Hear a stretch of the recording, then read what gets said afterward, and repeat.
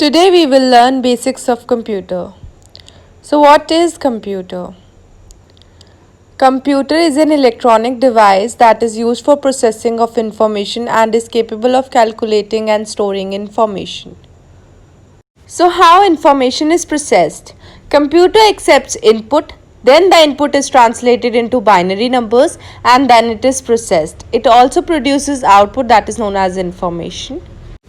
Components of computer. Computer consists of two main parts. One is hardware that is known as physical part, software program that controls the hardware. Now we will learn hardware components. Computer system is made up of system unit, keyboard, monitor, mouse, printer, modem, multimedia devices.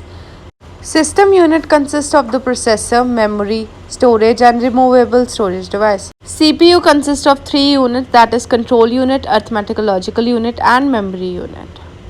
What is processor? It does the calculation. Speed is very important and measured in megahertz. The faster the processor, the more calculations performed per second. RAM stands for random access memory. It is used as working area of the computer. It holds the working program, the data being used and also results. Hard disk. It is a permanent memory that records and stores all the programs and data, magnetically larger than RAM but slower. Involves mechanical movement.